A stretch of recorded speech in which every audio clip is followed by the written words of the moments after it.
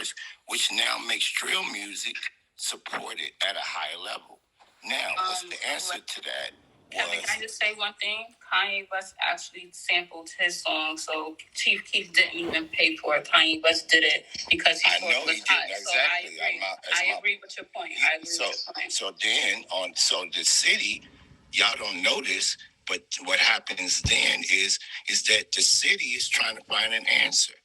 The answer they thought at the time, or the answer that was brought up at the time was to bring Chance to the equation. How did Chance get into that equation? Chance Rapper's parents are very good friends with the Obamas.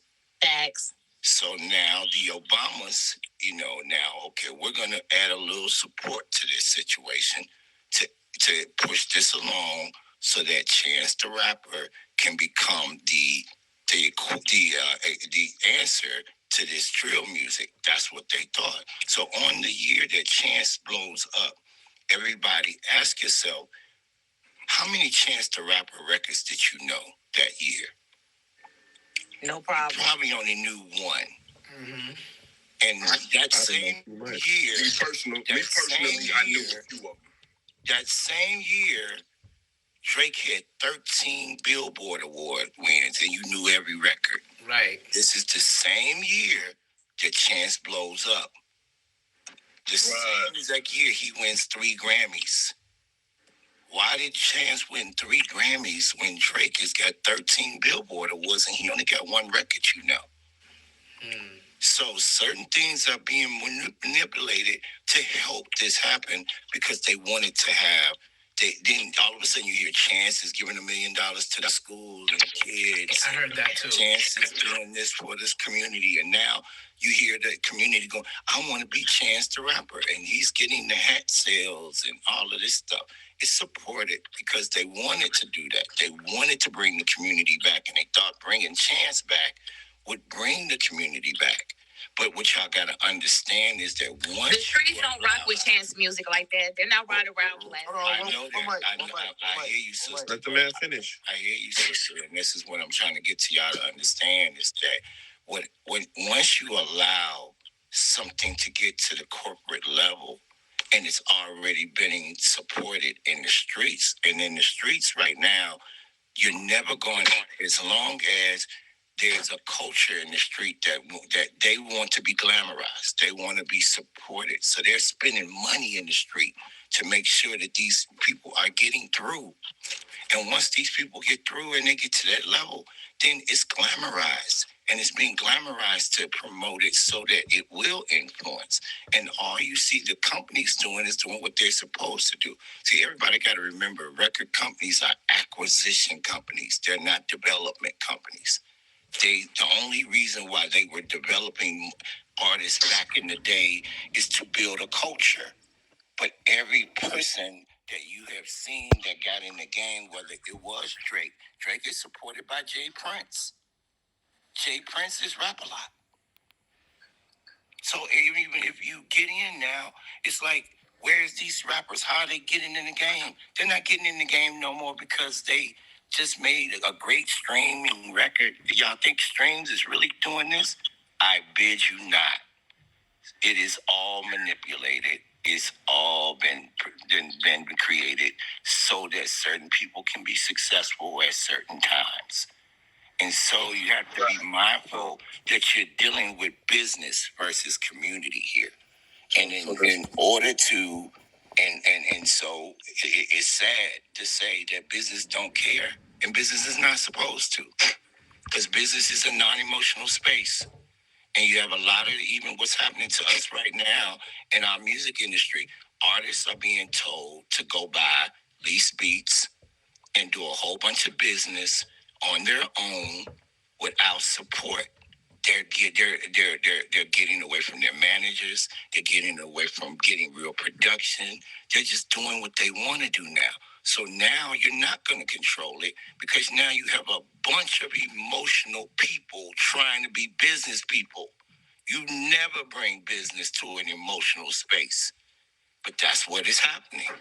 And then you tap in and you plug it in and you turn it into a video game because that's what we all look like right now.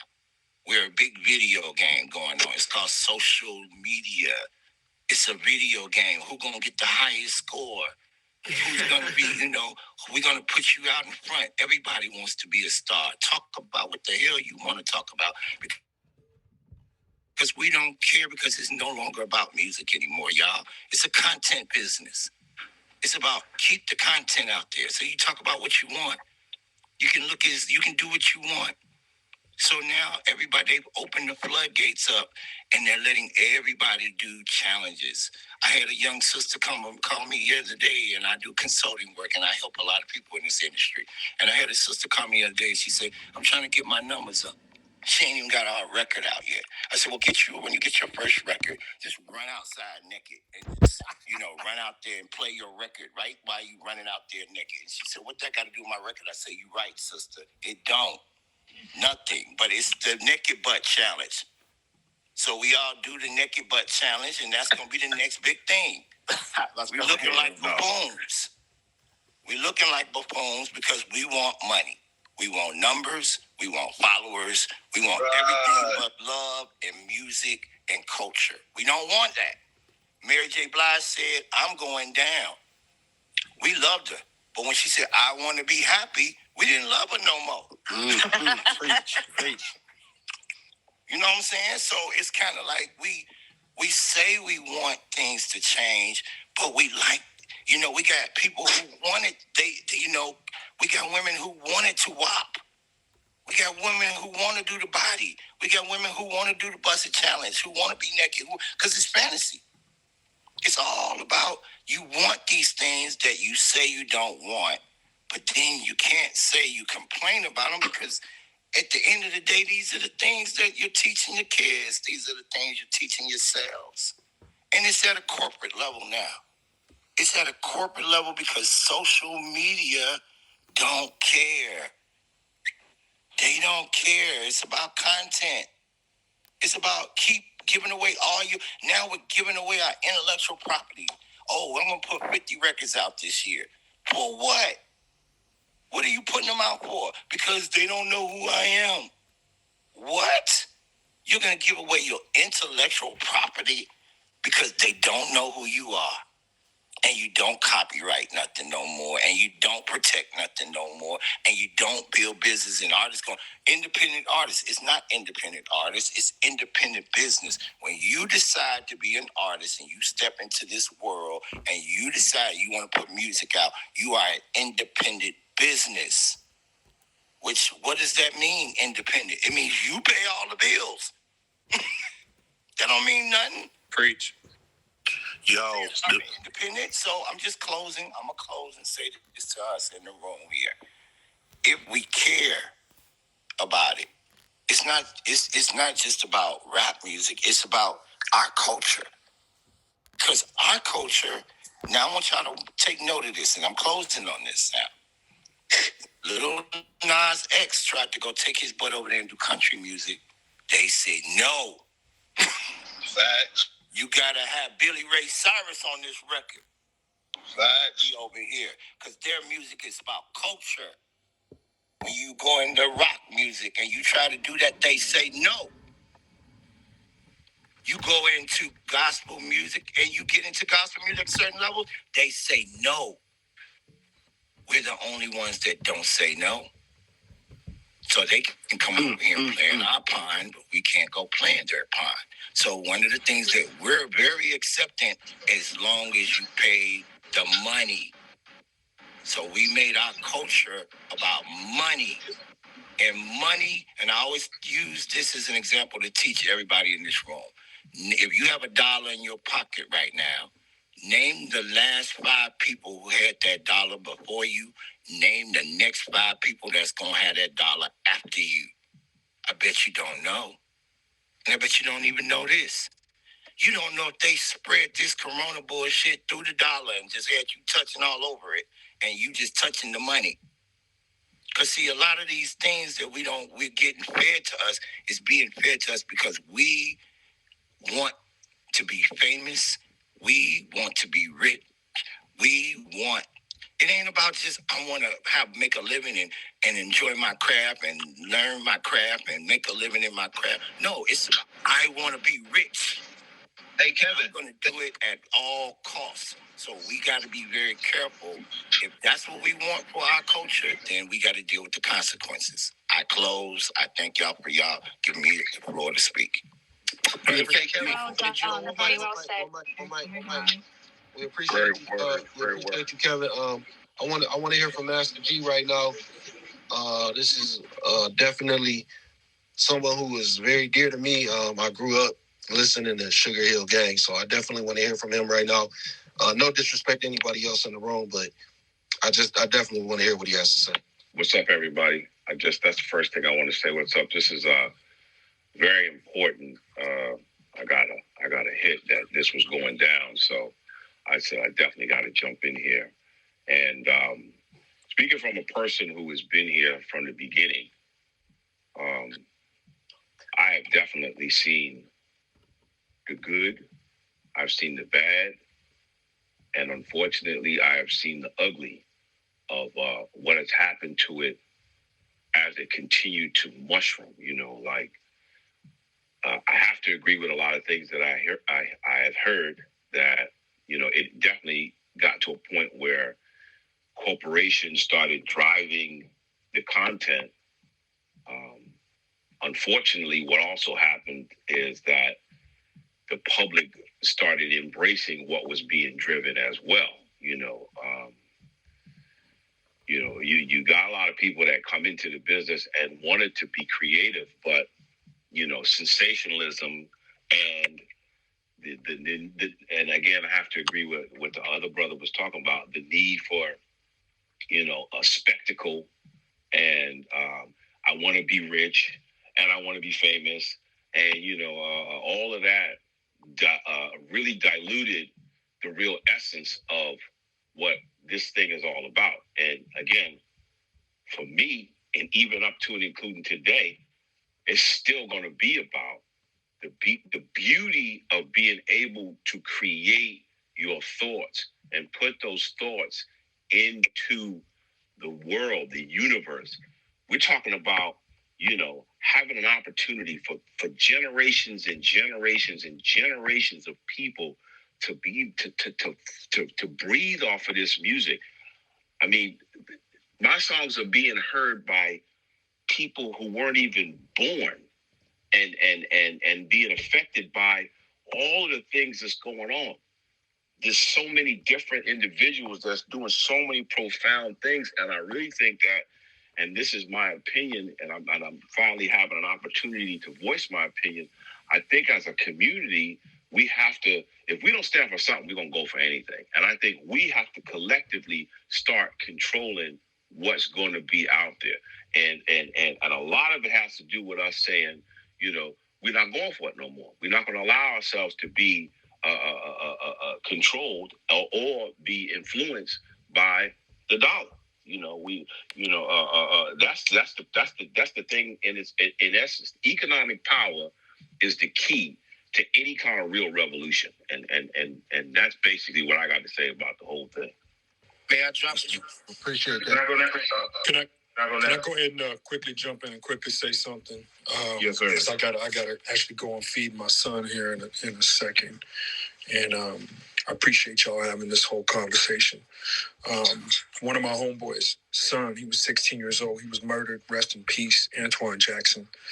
Last weekend, this young man is a local rapper in his community, and was murdered by another crew of young men.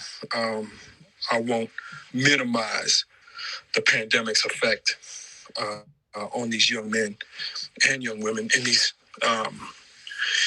neighborhoods. But I will say this: I've been mentoring around these young men for 14 years, and I've noticed a dramatic change in the kids in that age group over the last at least 6 years. Younger and younger, it's glamorized to be in a gang, to carry heat to a point where it's a status symbol to have a Draco.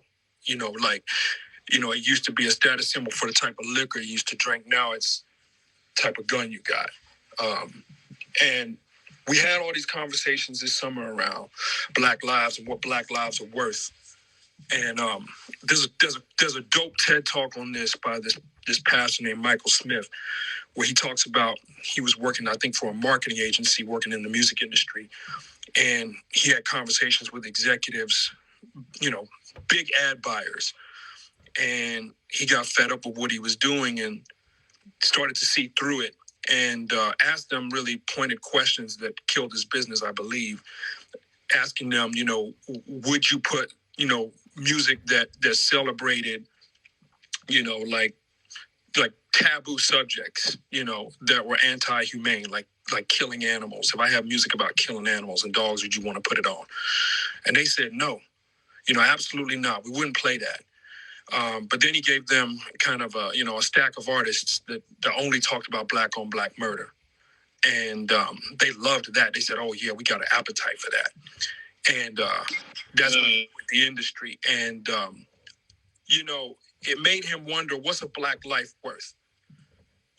When Black murder becomes entertainment and when the value of a Black life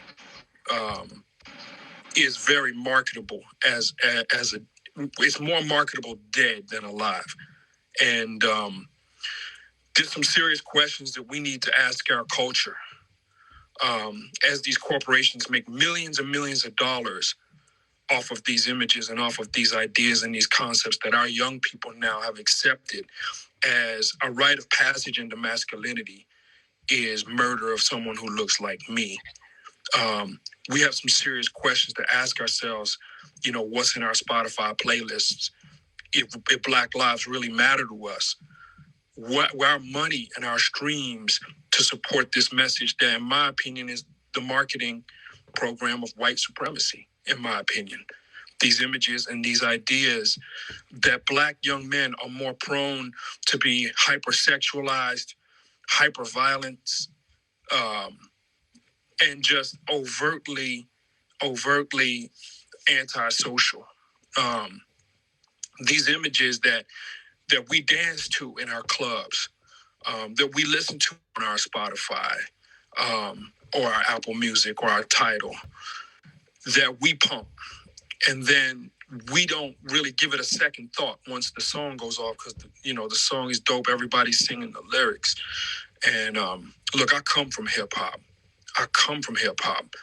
I was raised in hip hop. My dad was a DJ in the projects, and was well known. And that's why, that's when I was a shorty, when I was a kid. So from day one, I came from this thing. And to watch and see where it's at now, I just think it's really, really sad. And to see who's profiting off of it, I think it's really, really sad. And rest in peace to Antoine. He was a bright young man, and super, super intelligent young man. Was great at sports. Was getting great grades. This was a good kid. This was not a gangster. And his mother is not with us, but his aunties and his dad will be burying him this upcoming weekend. And it's just a shame, man. It's just a shame. That's all I got to say. May I drop the phone, please? Can I go next? I'm going to go next after you, G. Hey, Twan, this is Neda. Do you mind if I also speak? Because I've been waiting for a bit. I just may need to go in a little bit. Neda, absolutely. Yeah. Go right ahead, please. Hi, everyone. Hello. It's been fascinating. Thank you so much for it's interesting to listen. I'm literally just getting enlightened just listening to the conversation. At first, I think I've been on for maybe about an hour or so now. And at first I wasn't sure if, I had a place to say anything much right now in the room, but I was curious to listen and to hear what the conversation was about. Because for me personally, hip hop, music, rap has changed my entire life. And a lot of who I am now and what I'm doing stemmed from rap and hip hop. And, I heard some of the conversations in the past hour. Maybe some people didn't listen. They're talking about the positive messages that it can be shared and the messages that it can be, driven through the music. And There's just so many things that I want to say, and I just, my mind is going in so many different directions. But in 2005, so my background was music management. I've worked with some of the biggest rock stars and superstars in music and rock for years. And in 2005, I was born in Iran, raised in New York, and I wound up going back to the country. It was after 9/11. I started to see hostilities again. I witnessed parts of the Iran-Iraq war at that time. So I started to see what was happening in the news. And of course, being from New York and witnessing what had happened in 9/11, I decided to say, hey, look, I've been in music, I've been in entertainment for years now, and I understand the power that it has. And I decided I didn't know anything about film or filmmaking. It wasn't my intention, but I thought that I can counter it and use the power of entertainment and perhaps even music to get a message out. And what my message was, knowing what I had seen and knowing, even though I grew up in the U.S., still my birth country is Iran. So having seen the conflict and having seen the conversations going between East and West and what was happening, I said at that time, I don't know how, I don't know, how it's going to happen, but I need to go out there and somehow use entertainment, because we were watching news. And look, I was watching CNN on one report at one point, and I started to become scared of those people in the Middle East. I started to become scared about, who's out there. And I was one of them. Granted, I grew up, mostly obviously in New York, but I knew messages, I knew words, I knew conversations that a lot of people didn't know in the West. And so I said, I'm going to counter it. I don't know how. I just, I had an intention. I wasn't sure how I was going to go. And I wound up connecting with actually the person who invited me to Clubhouse here. And she and I started speaking. Anyway, I went back to Iran. I wound up making a documentary film called Nobody's Enemy. And my intention was to show that the people from Iran were not the enemy of the people in the U.S. that most may think they are. As a result of that, being from, background in music, I was talking to people and asking, who'd be interested in talking to me about the music, the fate of music in the country. And there's a lot of underground music going on, because I don't know how, some people know this, but you basically have to get sanctioned by the government in Iran to be able to perform or to get your permission. So if you don't get that permission for whatever reason, whether they think that maybe you're not being a good influence, or whether they think that you're too westernized or whatever, they wouldn't give that. So hip hop music, rap music was definitely something that was not getting sanctioned, and it was considered something that was on the underground. And I was curious about it. To be honest, when I first met the person that I interviewed, his name is Yas. His Instagram link is in my bio on my page here. When I first met, I wasn't sure if I wanted to show that. I wasn't sure if I wanted to show Iranian hip hop, because I thought it was funny. I thought I said, that can't be good. I don't want to feature something like that. But then, having gone to the studio and listened to him, it just the hair in the back of my neck. He was talking about oh God, what is it called? I'm forgetting the English word for it now. Zilzale. I don't know if anybody else is here. But anyway, he was talking about some really serious, an earthquake, sorry. He was talking about an earthquake that had happened, 50,000 lives that had been lost. And I started to listen, and it dawned on me. I said, we're coming from a land of poetry. We're coming from Hafez. We're coming from Sadi. We're coming from the land of Rumi. Sorry? Continue. Say that again? So, coming from that land, it started to make sense to me. And I said, well, these guys are, we come from poetry. And now they're putting poetry on beats, on American westernized beats. And when I heard it, when I saw the flow and the way that it was actually sitting on the beats, I was just blown away. So cut to, I wound up managing Yas. And today he is Iran's biggest hip hop artist in the country. A lot of great other artists as well.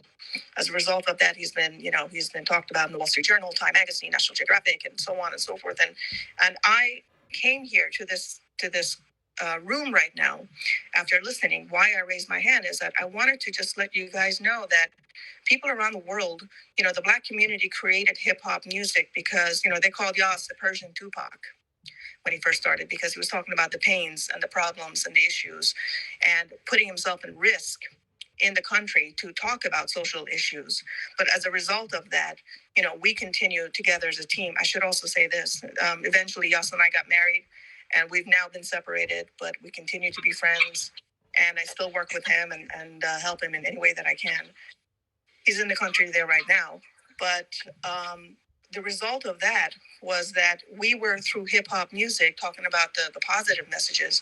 I have gotten thousands of messages and emails and talked to I don't know how many people at this point who stepped away from drug use as a result of some of the music and the lyrics that Yas had written.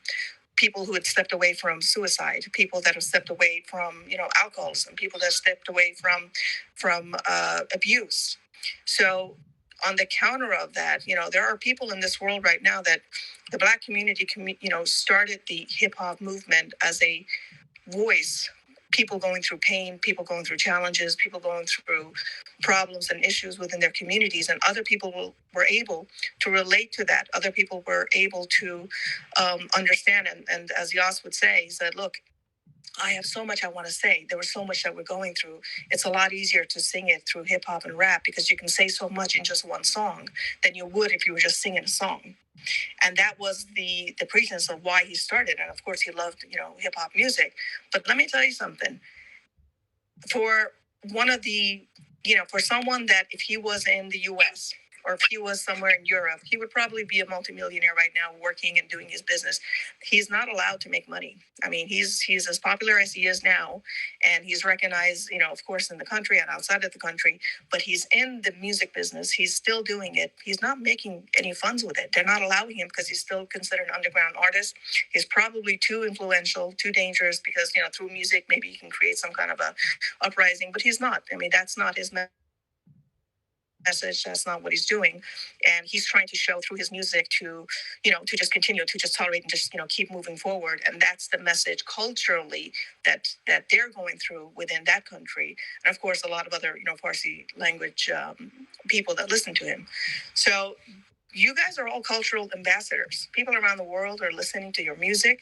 Some of them are copying, some of them are emulating. But the truth is, and I think listening to what some of the words, that I'm listening to in the conversation today, I think it's just natural. You're going to have people that are going to go and say, look, we went and we have arrived. And now that we've arrived and now our voice matters, we have money in our pockets and now we're going to show it and now we're going to flaunt it. And I think that's just probably a bit of kind of a natural phase that it goes through. But after that phase is over, just like how right now people in this room are talking, saying, what next? What is the message next? And what are we doing? And how are we helping each other as a community?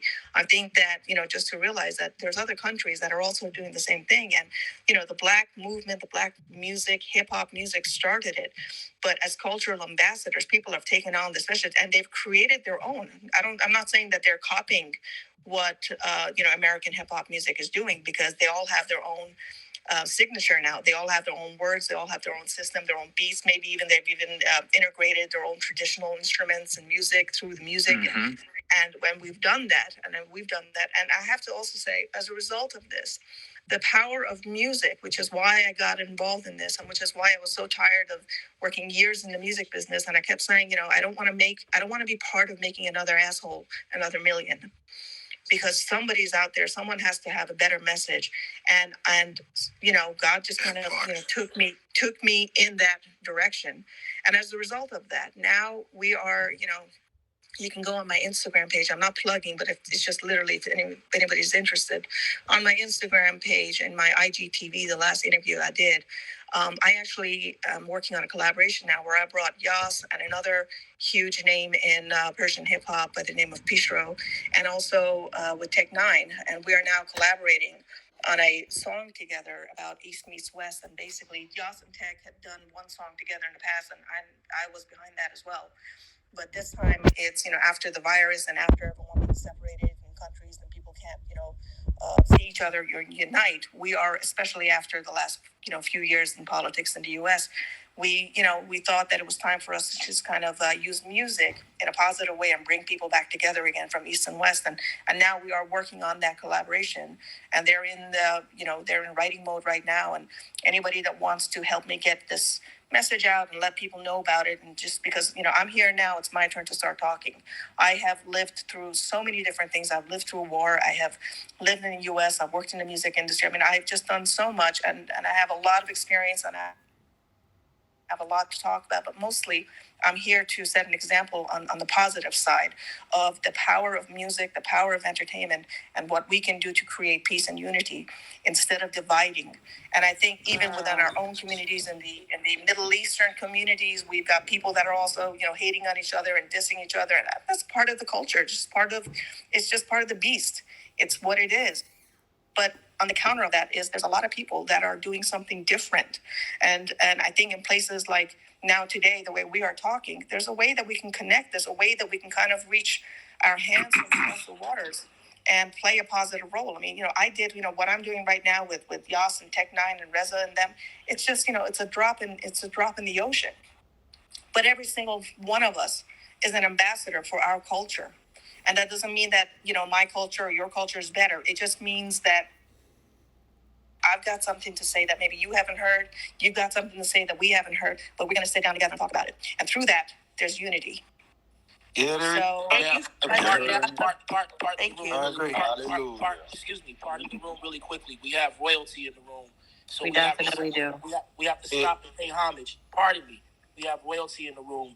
The reason why we even able to have this conversation, we have the king of rap, Curtis Blow, is in the room. He's been silent. He hasn't said anything. But first of all, beloved, thank you. We're thankful to God that you made it through your open heart surgery and that you're still with us, Curtis Blow. We love you dearly. And like I said, the reason why we're able to even have this conversation is because people like Curtis put it down for us in the 70s so that we could have a culture. So we must acknowledge, before we continue speaking, I just want to say thank you, Curtis, for joining us, and we love you. Respect. Absolutely. Respect. Respect. To the mods, to all the mods, I'm not sure.